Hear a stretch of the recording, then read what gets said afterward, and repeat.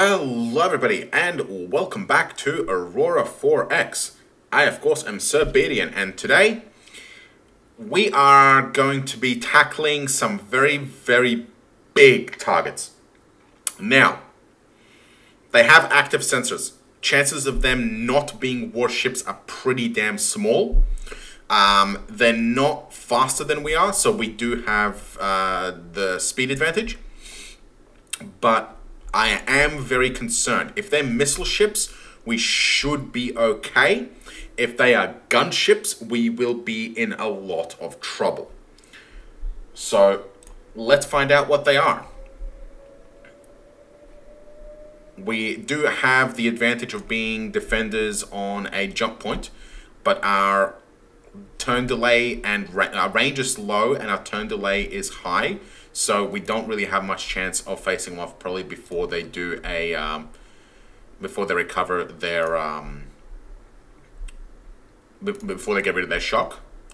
If we had missiles, then that would be one thing, but we don't. So, all right, orders are boom. There they are, missile contacts. I thought there would be missile ships.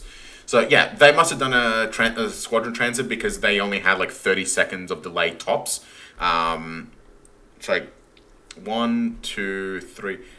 Yeah, see, they didn't come out on top of Melbourne. They came out some distance out. So that's definitely a squadron transit. So 1, 2. So like 1, 2, 3, 4, 5. Yeah, it's about 30 seconds of delay. They have 10 size 6 missiles. We have enough point defense to easily shoot that down. This is not going to be a problem. No, this is definitely not going to be a problem. Let's go check to make sure that we do actually have our point defense modes on. Yes, we do. Point. Good. Let's see how fast they are. They are doing 14,000 kilometers a second. Quokkas might have a problem. They only have a tracking speed of 5,000, so they lose like 2/3 of their accuracy. But the Wallers have a speed of 12, so they don't lose very much accuracy at all. And each one of these turrets can fire like 9 times. So yeah, this is going to be a cakewalk. Oh, hey, they have active guidance on their missiles. Okay, they have active guidance on their missiles. That is fine. So we know that they can self-guide, which is okay. Gauss turret fired. Boom. Done. We have 76% accuracy on our Gauss guns. That's fine. So we can see that our base chance is 90%.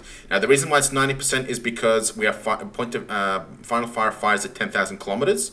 So we have a range of 48,000 at half. So half is 48. So we have about 96,000 kilometers, which is approximately 100.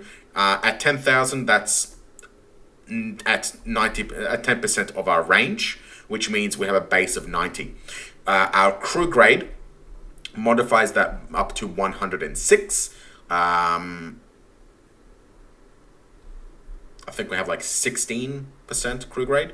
So we have 100%, and then weapon accuracy from the speed drops that to 76%. There you go. So we have 76% chance to fire. That is more than enough. We have so many shots that it's not funny.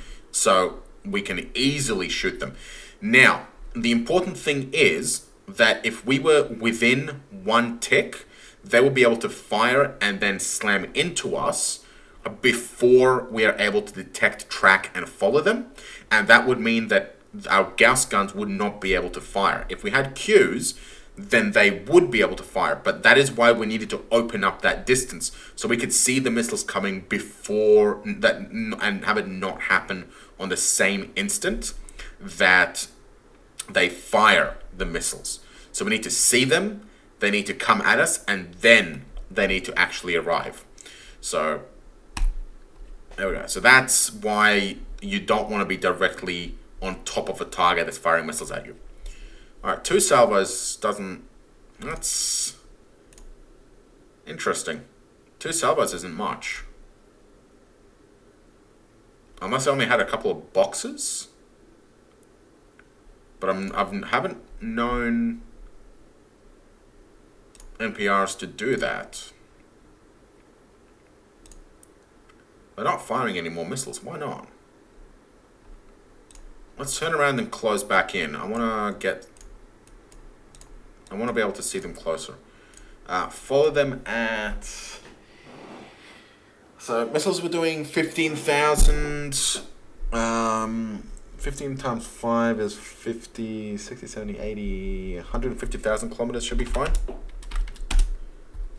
Yep. We'll follow them at 150,000 kilometers. Oh, no, here they come. Here they come. It's fine. 150,000 kilometers is fine.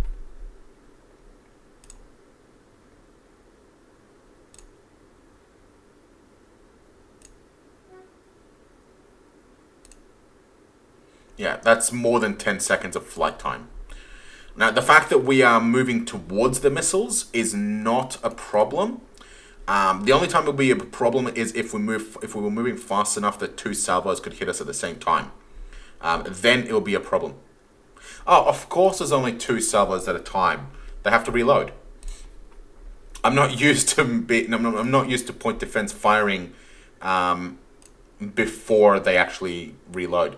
So, Gotterdammengang, we are going to note that, what is it, 6 times? So, 5 times, size 6, ASM, and got to figure out what the delay is on those. Once we close in, we'll be able to see them a bit easier.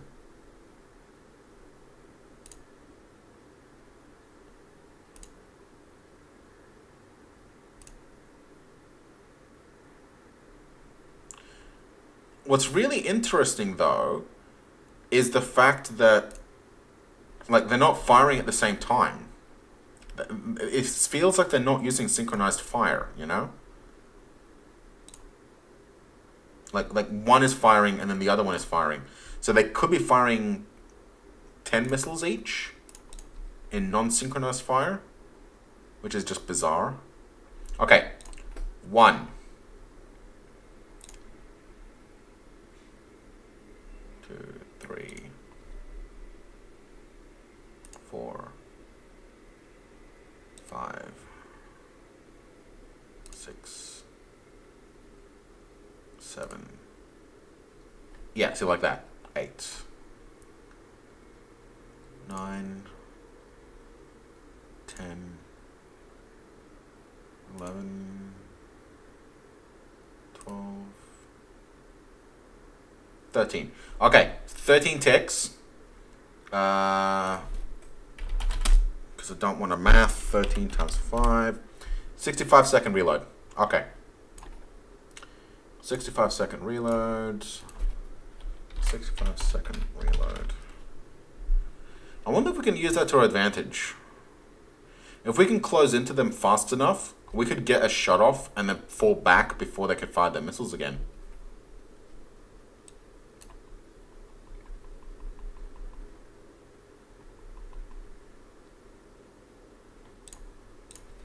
Knowing that we have a gap of 65 seconds is extremely useful for us.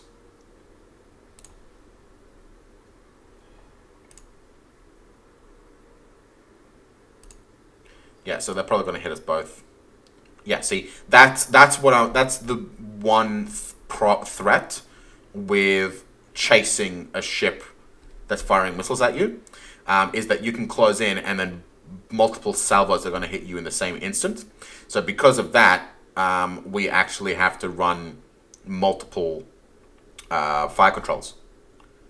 Yeah, so we have to run triple. Yeah, so it's like right now the amount of missiles that they're throwing at us is basically nothing. Like it's way below our point defense capability. There's Doctor Two again.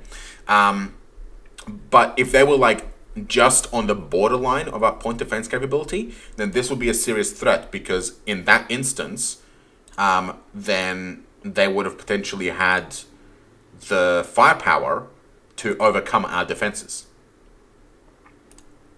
So this is so chasing them like this is only possible. Well, it's only safe because our point defenses are so much stronger than their offensive capability.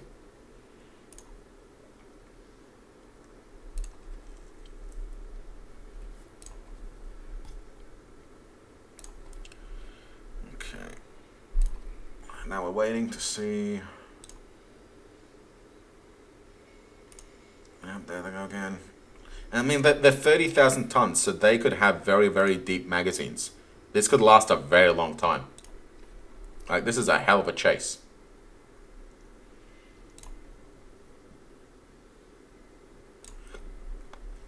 What distance are they at? 180,000?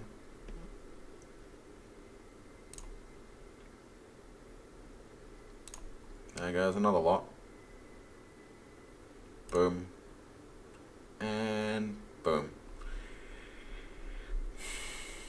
Now you'll notice that we are detecting the missiles about here. Hang on, we'll wait for the next one. We'll wait for the next one.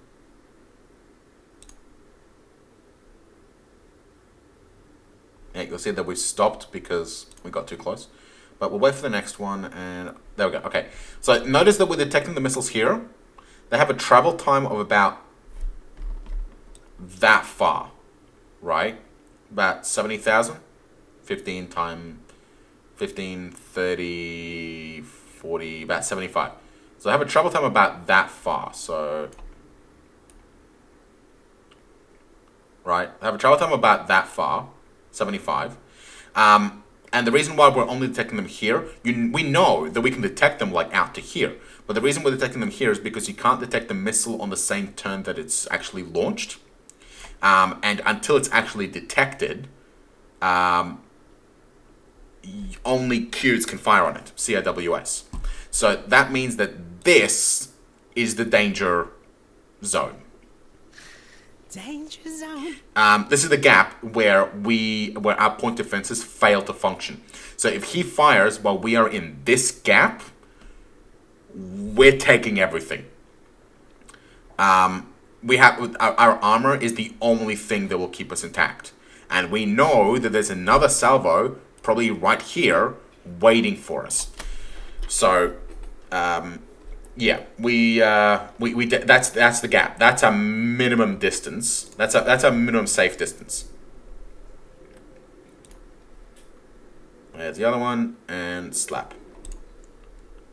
So we're just gonna repeat this over and over until he's out of missiles, basically.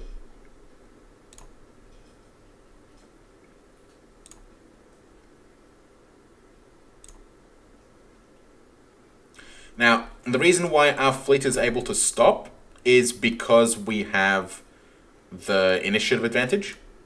So because our initiative is higher, our captain is able to go, okay, if we move, we're going to be too close, so better stop.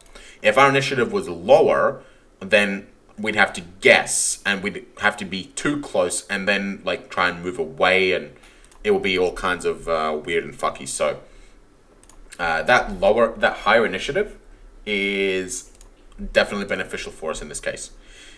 We could get away with using a higher, with having a lower initiative, but we'd have to hang back like back here, where overshooting by a couple thousand kilometers isn't going to get us killed, or at the very least isn't going to get us shot. So, yeah.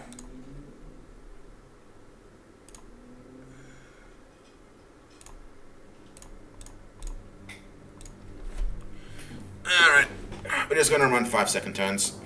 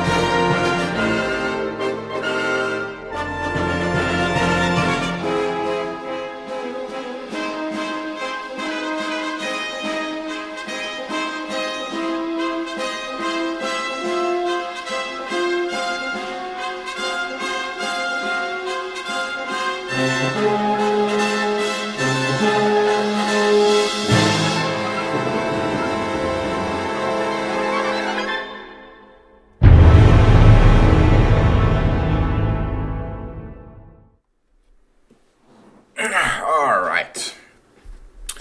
So, we can see now that they've changed what they're doing.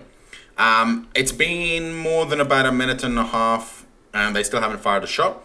And they've turned around and they're coming straight back at us. Now, there's two things they might be doing. They might be coming at us, they might be heading back to the jump point. So, 99% chance they are out of ammo. Gonna let them run a whole extra minute. Yeah, they're definitely out of ammo. Now, two things are going to happen. First, well, we're definitely about to engage them. So two things are about to happen. Number one, we're going to fly up and we're going to smash the ever-loving fuck out of them. Number two, we're going to fly up and then they're going to try and ram us. Because NPRs are allowed to do that. But, we are going to be engaging them. So we're going to change this to follow at point blank range. And we are going to swap the quackers to Gotterdammerung 2. And might as well swap the walrus as well. Let's copy assignment. And copy target. Good. And wait, 2 or 1? 2. Good. Alright. And we're gonna ready to open fire. Alright. So, let's see how this plays out. So, we have no weapons fire, readying weapons. We are currently acknowledging orders, which is going to take a few seconds. They are closing in on us. Now, we could sit at 10,000 kilometers, where they cannot, where they can't actually try and ram us, as far as I'm aware, because they have to be directly on top of us. So they can't ram us at 10,000 kilometers that I'm aware of. So we could sit at 10,000 or like 18,000 and just pew-pew them with the railguns with the quackers. But I want to try and finish this early, and I like the sandblasting. So we're going to burst them into Kingdom Come. All right. Weapons fire is ready and waiting to fire. But they're going to be coming into range of our railguns even before. Here we go. Okay. Closing in. Our railguns are probably going to fire now. Boom. That is some nice offensive fire. How are we doing? No, it looks like the Gauss turrets are firing as well. Okay, let's go for 500. So, we got 100% accuracy, of course. Do they have... So, I have at least armor strength of 2. They're also much bigger, so they have a hell of a lot more columns. So they have a lot more armor for us to actually chew through. Railguns are firing. We have 1 breach there. A few more breaches. So we can see... So last time with the Troll, we had breaches like all up and down the coast for the 2 centimeter for the railguns. But you can see that the railguns only scored 3 actual breaches. Even the Gauss guns are only causing a few minor breaches here and there. And of course, we didn't actually manage to destroy it. So that just goes to show, although both of them had 2 layers of armor,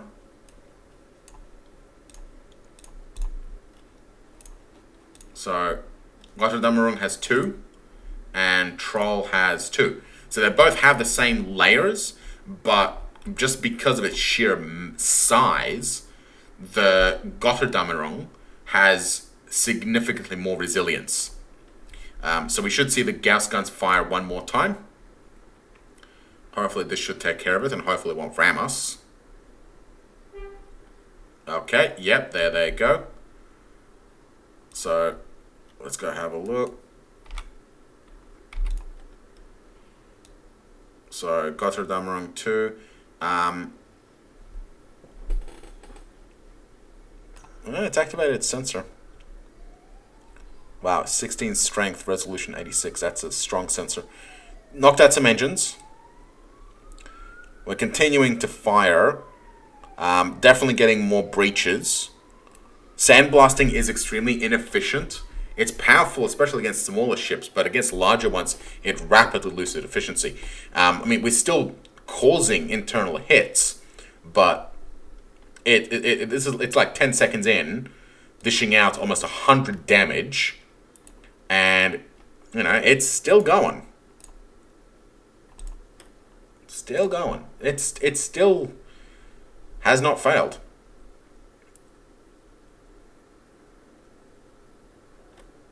Okay, we have...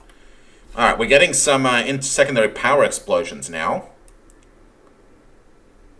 So, hit. 1 point of damage, 1 point of damage, 1 point of damage. So, these are all of our hits. Where is that?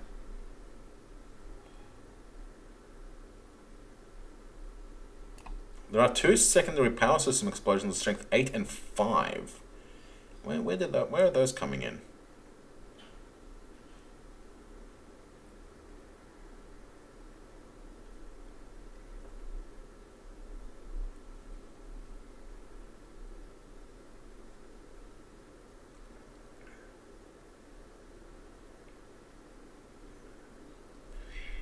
I don't know, having a bit of trouble finding them.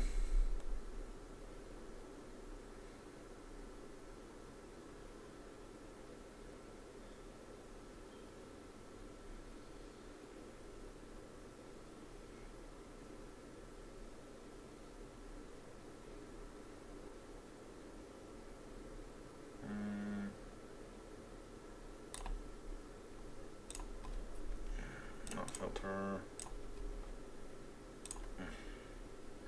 Okay, I can't find where they are, but it does look like we have breached one of his secondary power plants, and he's losing speed as well. Now, we are following his buddy, not him directly, so there are going to be some minor issues there, because it's now out of range of the triple Gauss.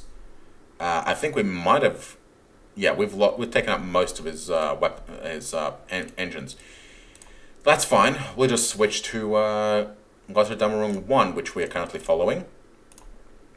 So let's blast him.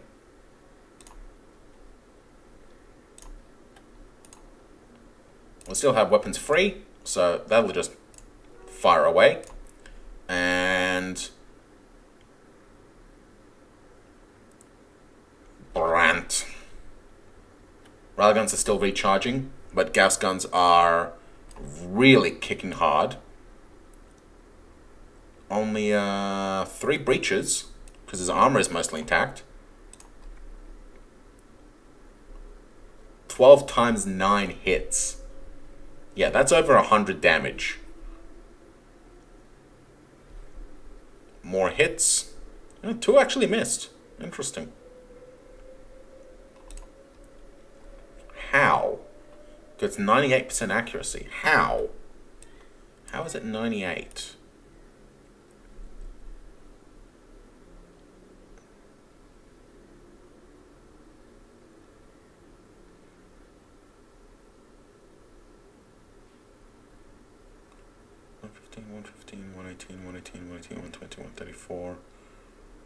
Where is that 98 coming from?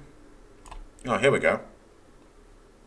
The Palisade has 98%. Why? 115 base. Oh, right, because the size. Doi. Okay. It's fine. Next round, we're going to get the railguns going off.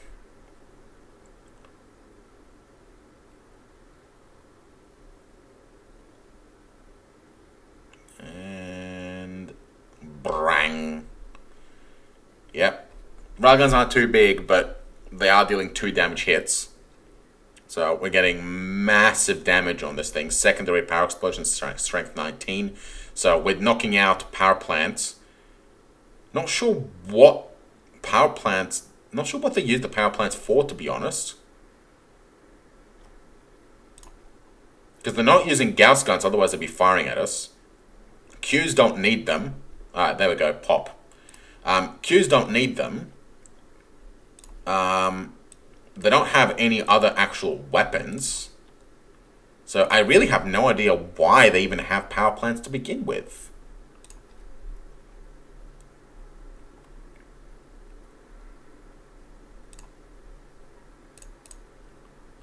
Let's switch to go to the demo 2.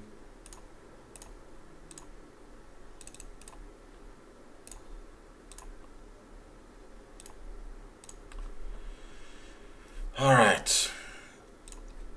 Out of range, but that's fine. Yeah, I think we knocked out all of its engines. Or possibly knocked out... we could have knocked out all of its fuel.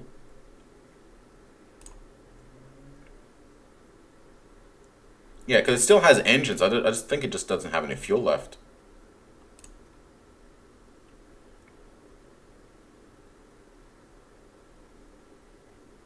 Rank. Railguns fire at max range, not minimum range. Oh, well. Is it dead? Not yet. Oh, it's almost out of engines. And dead. Good. Clear fleet. Ceasefire. Excellent. Alright. Battle fleet. Remove that. Life pods. Rescue survivors, and head back to Australia to unload and refuel. No damage taken, and that's close to 60,000 tons of shipping destroyed. So that was fun. That was very cool. Okay, interrogations on... Okay. Now, we finally get something out of interrogations. So, the way interrogation works is that every individual survivor you interrogate gives you intelligence points. These intelligence points are held in an invisible pool stuck deep in the database. There's no way to actually see how many points you have or how many points you need. But you can see that because we finally reached that threshold, we have successfully gathered espionage information for the Perth system. Because they've done gravitational survey for Perth, so now we have a full gravitational survey for Perth. Did we even... didn't we already have a full gravitational survey for Perth?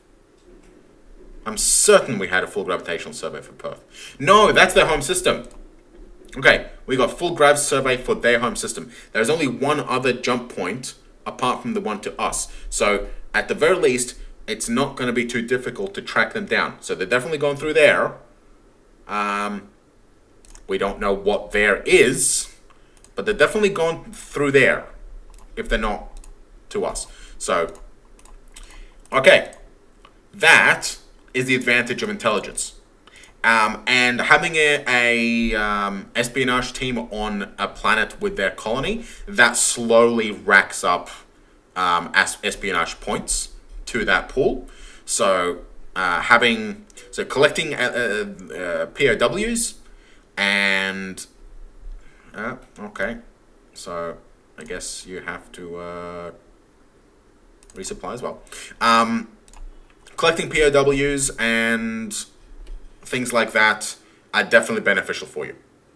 And that little bastard is pissed off somewhere. No idea where he is. He must be long gone. Okay. One thing to keep in mind is that I'm pretty sure that regular maintenance failures can do this, but I haven't seen it myself yet. However, excess of life support can definitely cause multiple failures. So you can see that we lost small and 4 regular crew quarters in a single cycle. So it's definitely possible to have multiple maintenance failures for crew quarters for having excess of survivors. Alright, how are we doing on tech? We're doing good. 2 weapons platform potaroos are out in October and November, so we're going to be getting plenty of those. We are doing pretty reasonably well. Okay, I do want to try and get that troll done. So I think what I might do is we'll take these guys and we'll stick them in here, and we're going to take the salvager. Cargo. We need a cargo. Where the hell are you guys? You're at the terraformer fleet. Why are you at the terraformer fleet? I don't fucking know. Okay. Let's get cargo home.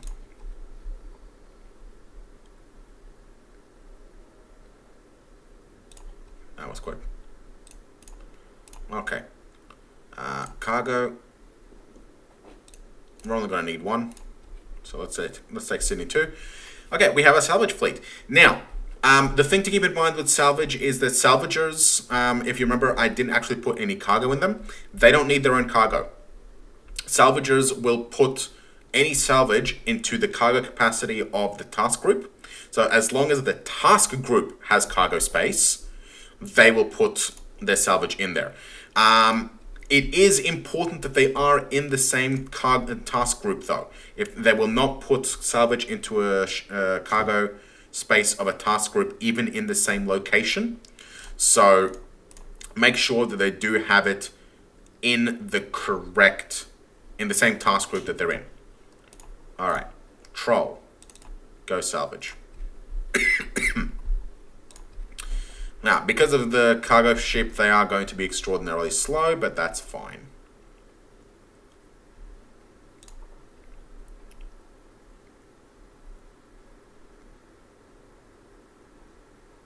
Okay. The intelligence officer, by the way, should be increasing how many intelligence points you gather from collecting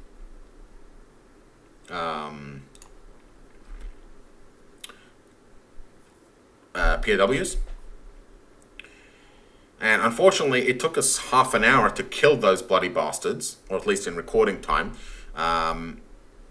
So it looks like we've lost the entire episode to talk about missiles, so that's going to have to be in the next episode. But we get to see a high tonnage battle, which is awesome. The limitations of sandblasting, point defense work, missile work, and salvage work. So all is well. 11 days to salvage the troll. The salvage is done all in one go at the end of the period. So if you have to break off salvage, you don't have to worry about losing anything. But at the same time, you don't get anything unless the salvage completes. So keep that in mind. There's nothing... The only thing you lose by having... Where are these names coming from?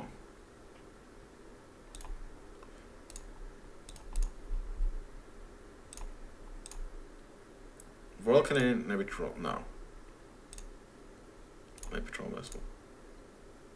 Okay, I guess they're just getting weird names and lists. Yeah, the only thing you lose by aborting a salvage operation part way is... Oh, that's only incremented 2 hours. I think we may have a ship on the way. The only thing you lose is time.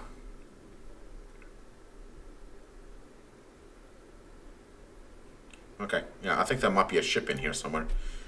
That's fine. Alright, salvage is complete. Let's have a look at what we've got. So, we got 2 gas-cooled fast reactor power plants. So, we know that they have gas-cooled fast reactor technology. Thermal sensor of strength 12. 115 centimeter charge to near ultraviolet laser. How does that compare with our laser technology? Let's have a look.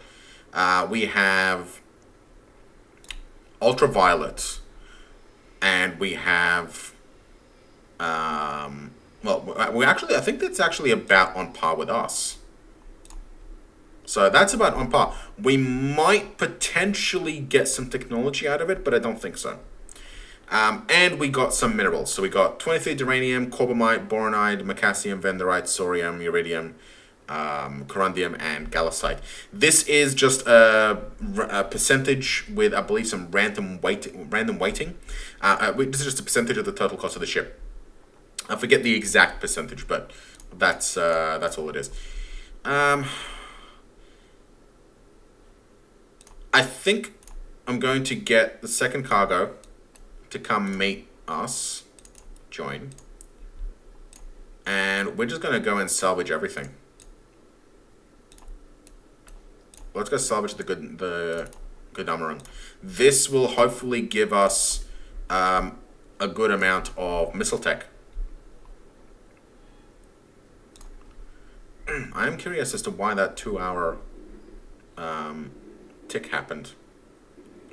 Corundium on Australia has exhausted. That's fine. We have lots, and we have lots being dug up.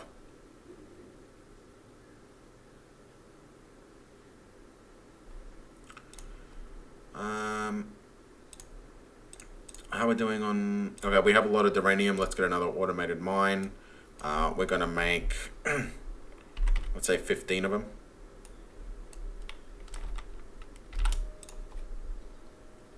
Do we have any on here?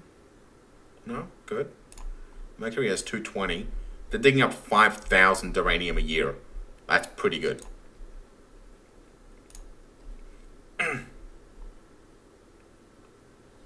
Officers getting trained, which is excellent. Ooh, there he is. There's the fucker. Okay. Alright, guys. Shipyard TG. Let's go Potteroos. Let's go Potteroos. So we got Huntsville, Otter, and Husky.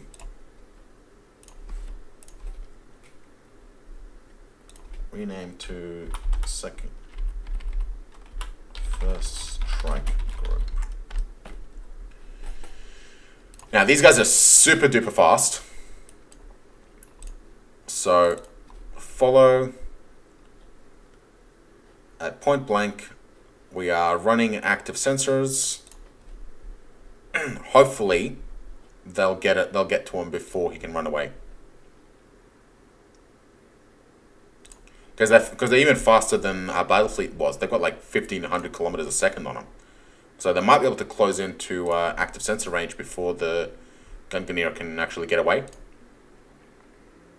They don't have any anti-missile defense systems, which I am very concerned about. But he didn't shoot missiles at us last time, so I don't think that he has missiles at all. No, wait. Was he on Whipple just now? No, I think it is a survey ship. Yeah, I think that's a survey ship.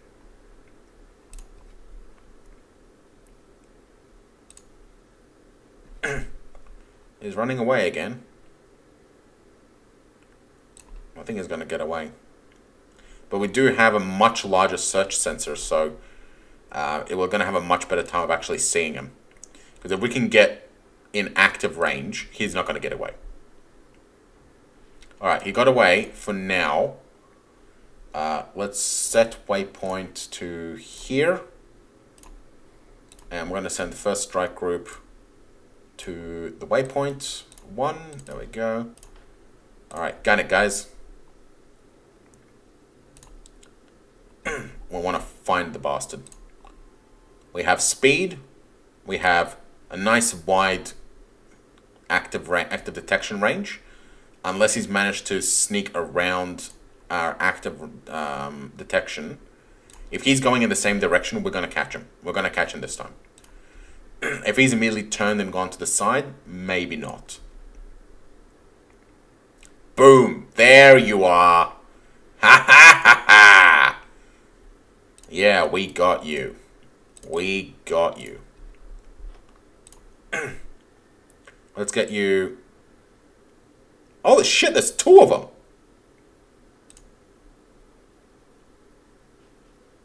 Where the hell did the other one come from? Oh shit, this could be a problem. This could be a problem. If this, okay. It's a calculated risk, but we're gonna go for it. Gunganier 2, which is the closer one. We're gonna follow. And we're just gonna close in, hope he doesn't have missiles, and just blast him.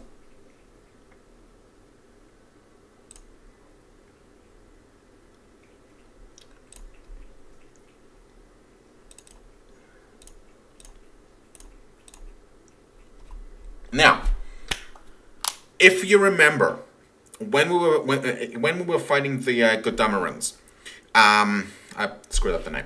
The railguns fired at max range and only dealt 1 damage right at the end there. Remember that? There is a very easy way that you can stop that from happening, especially when you have something like a long fire weapon. A very easy way to stop that from happening. And the way you do that is by locking the fire control, but not actually assigning any weapons until you want them to fire. So, Gunganier 2, we want to lock weapons. Okay? So we have weapons locked, but we are not assigning any actual guns to that fire control. So let's continue closing fast.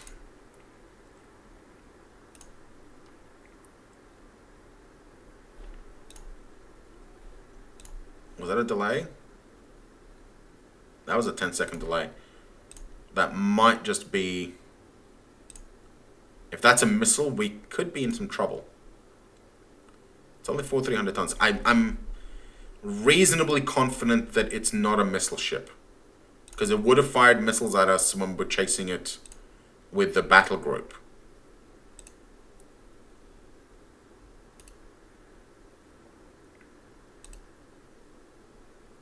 But we do have an anti-missile sensor, so a small missile strike we will see coming.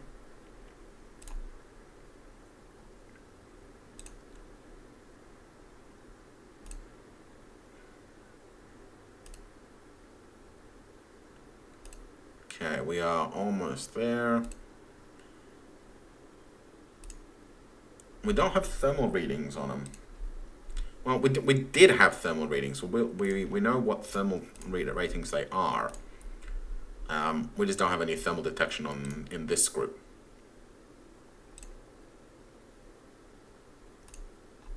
And yeah, because we have only 2 actual attack ships, and we can't really afford to have any of them be put at extreme risk, we do want to fire for effect. So we want to deal maximum damage just on the off chance that this thing actually has any guns.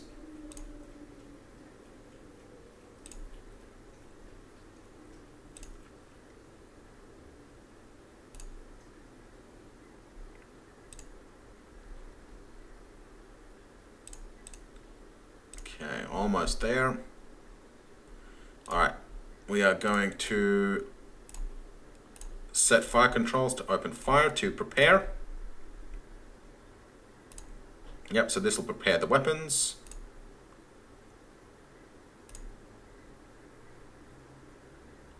There we go. 0% chance to fire because the fire control is out, but it doesn't have any weapons anyway. Hopefully the game doesn't freak out when the fire control comes within range, but the weapons are not. But like it doesn't actually have any weapons at all. I don't think it does. I'm pretty sure it doesn't freak out. We'll find out. But yeah, these 2 Gunganiers are going to be the last battle for today. No attempt to fire because 0 seconds, because 0% chance to hit because it's still outside of fire control range. If it is going to freak out, okay, so 4% chance to hit. We can go higher than that. 30%. One more. 51. That could work. Once it actually moves, hang on.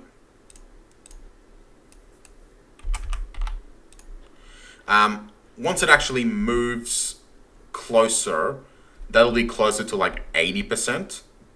So Yeah, I'm happy with that.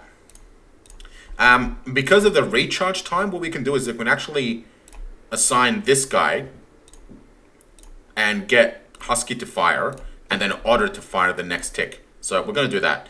Alright. Fire! Boom! Alright. Husky has fired her weapons. 5 damage from the laser. That's a deep hit. It only has a single layer. So that's a deep hit. And then single points of damage. So it was a little bit too early, but it's seriously badly damaged. So now while Husky recharges, we are going to assign the Otter. Did I actually assign it, the Otter? Yes, I did. Good. And now, fire. Brank. There we go. Boom. Target down. Alright. And clear assignment. Ceasefire. We're going to switch targets to Gunganir 1. And let's go chase him down. Contacts. Move, follow. Good.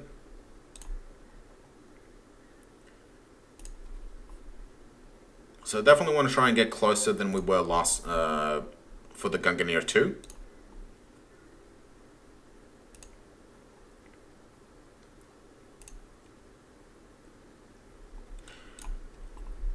Actually, I wonder,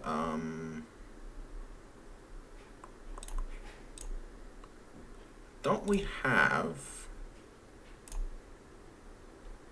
Yeah, send this guy to go collect the life pods.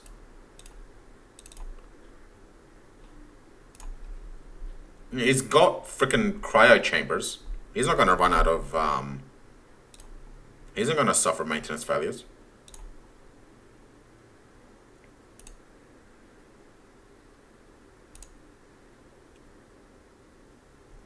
Let's run 1 hour tick. Let's get another hour. Yeah, they gotta be freaking out, huh?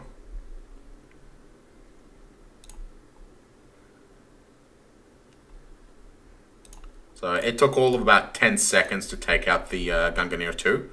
So it's not going to take much longer to take out Gunganir 1. And that's going to be another 10,000 tons of shipping destroyed. So far, we have pretty big tonnage discrepancy in terms of kills. That's for sure. It would be great if we had a summary of ship destroyed.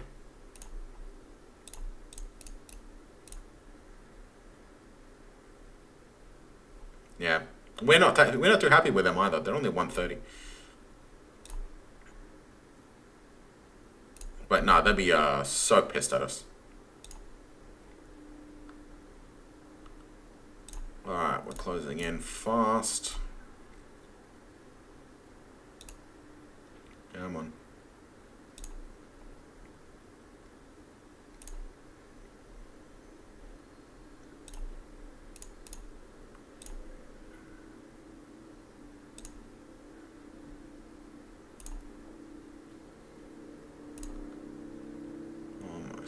There. Alright, this is good. We are going to open fire at Gunganir 1 to ready weapons. Get weapons lock.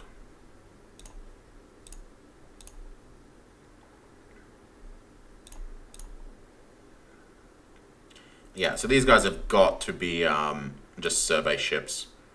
Or at the very least some kind of commercial ship, because because they're not firing back. They're not, like, they are seemingly completely unarmed, defenseless. And we have massive speed advantage, so... Yeah, we're just going to close in to nearly point blank range and... assign and assign. That's a guaranteed kill. Oh, because I accidentally clicked weapon fire. Yeah, so even if they're already on weapon fire, if you click open fire, it'll reset the ready counter, so be careful of that. Hopefully it doesn't try and ram us. He's juking, because he doesn't know which way to run, but boom. There we go. Auto grabs the kill. Good work, guys. Alright, strike group, head back. Refuel. Don't think we need to resupply because, yeah, that took like a couple of days. And we are going to send Darwin to collect life pods 4.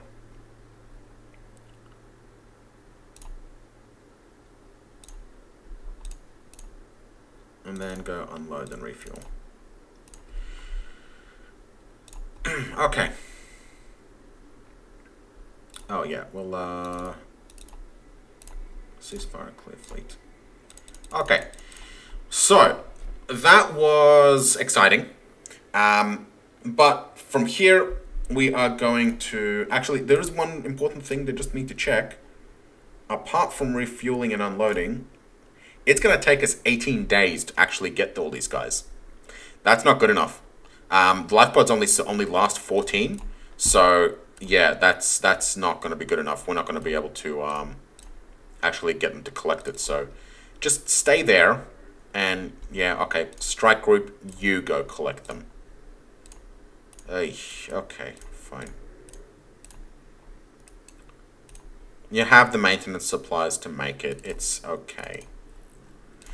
Yeah, so we're doing good with our battle against the alien horde. We're definitely going to want to get to Melbourne. Hopefully next episode we'll work on our 17 and that's it. Okay. Yeah, so next episode we're probably going to be working on getting our salvage on and designing missiles. Oh, there's another one. There's another one. Okay. Go on then. Yeah, we probably want to set up some kind of defense on the jump point because this is getting ridiculous. And to do that, we're going to want missiles. Let's go have an actual quick look at the jump point. So we'll turn on all asteroids. Do we have anything near this jump point? Crantor. How far is Crantor? Crantor is only 500 million kilometers. We could do missiles for that. We could do a 500 million kilometer missile. That's easy. 2-stage, nice big sensor that covers out to like here so they can't run away fast enough. 4,000 kilometer on the first stage, and then terminal stage for the damage. That could work. We could even build a fighter base on Crantor, actually. Put a bomber base on it. Or put one of the hangar PDCs and just base our attack ships out of that.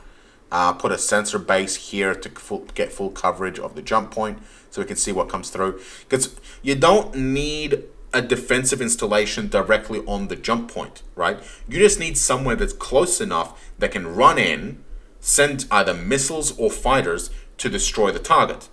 All the way from Sol, that's a couple days trip. That's too long. 500 million kilometers from Crantor, that could work. Unless Crantor is orbiting along with Uranus. No, it's not. Yeah, no, that's fine. Yeah, so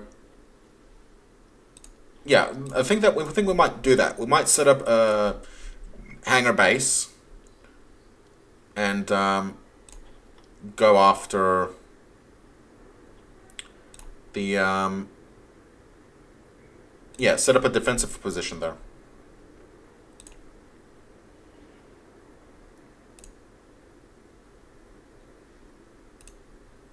Yeah, they're definitely survey ships. Look, it's sitting on top of them. See, it's sitting on top of it. They're definitely survey ships. They're trying to do a survey of Sol. I'm perfectly okay with ganking survey ships. Oh, look. The Prince Henry is done. Well, do we have more railguns? Yes, we do. Get another one out. Get the Raccoon out. Not as hull. Weapons platform. Yes, weapons. Good. Weapons, good. Okay. A couple more. That's actually our third Potteroo. So that is our battle fleet. So that is going to be what we are going to be using to go and explore out in Melbourne. We're just going to do a little poke, but we do need our better jump drive so that our point defense ships can get out. And that's not going to be done until April. And then we're going to have to get our camel rebuilt as well. And that's going to take a little while. So I definitely want to get some defensive fortifications. So we don't have this shit where we have ships running in and out of our system and then playing catch up all around it. It'll just be a lot easier to just stop them in their tracks before they can even get into our system. Maybe we should take out Gungnir 3. Gungnir? Gungnir? I don't know. Ugh, almost. Okay, just... Okay, Rex. Gungnir move there, yep. You'll spot him in a sec. There he is. Well within sensor range, excellent.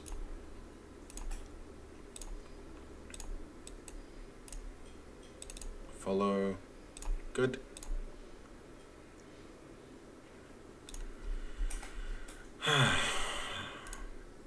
Just a graveyard of sensor ships.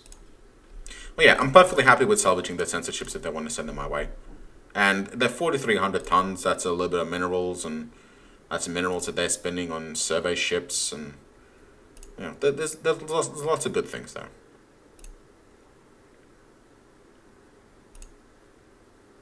So Gungnir, let's tag this as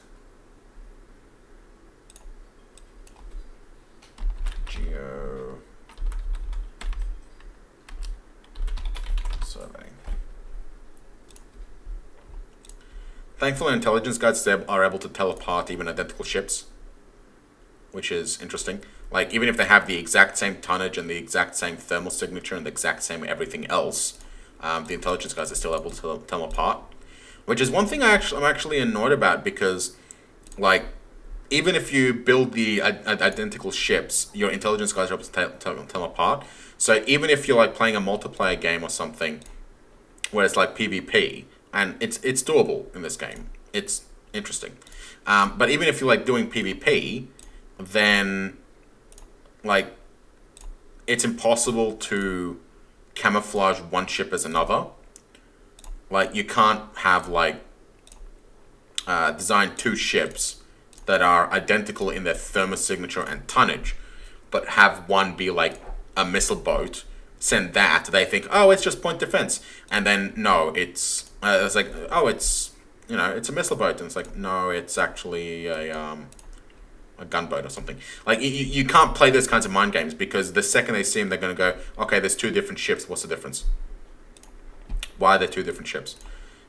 Which is one thing that I actually, there's one thing I would love to see in C#, which is the intelligence team not being able to differentiate two ships with the same signature until they've seen them apart, right?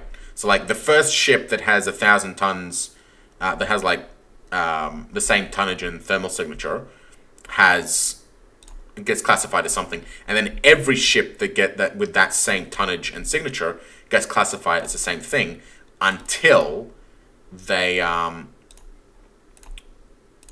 until you're able to like pull apart, and then Like, that would be really interesting mind games. But then you also have to consider the fact that, like, the AI needs to be able to potentially not fall for it. And then how do you get the AI to not fall for it or fall for it when it's appropriate? And, yeah, it would be a difficult challenge. I'll give it that. All right. I think we're going to call it here. Maybe I'll wait for the next production cycle. Wait for the strike team to return. We're going to call it here. Battle Fleet is moving towards the salvage is 67 days out from salvaging both of them. That's for both of them. So it's going to take 2 months to salvage both Götterdammerungs. Fuck, I can't pronounce that. Yeah, but we'll see. Shore leave is complete. We've got, I think that's the last surveyor because they're not appearing anymore. I would expect that they would have appeared by now.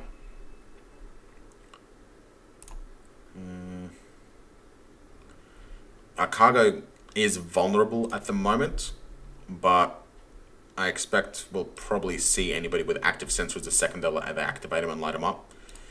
So that's not too much of a concern. We've got defenses for our salvage fleet, which is currently salvaging, which is great. We might actually see what comes out of them in this episode. Yeah, let's get at least one salvaged. Fission Strength 5 is done, so we have our Strength 5 warhead, which is going to be awesome when we start doing missiles in the next episode. So that's great. Or this might actually be the single ship for 32. Is it? Nope, that's just the one. Fuck. Okay. We might need a better salvager. Yeah, we're going to need a bigger salvager if they're going to be sending 30,000 ton ships at us. Ah, well. Automated mine is done. Yeah, so really going to take that break here. So thank you for watching. I will see you in the next episode when we are hopefully going to actually talk about missiles. So thank you for watching, and I will see you then.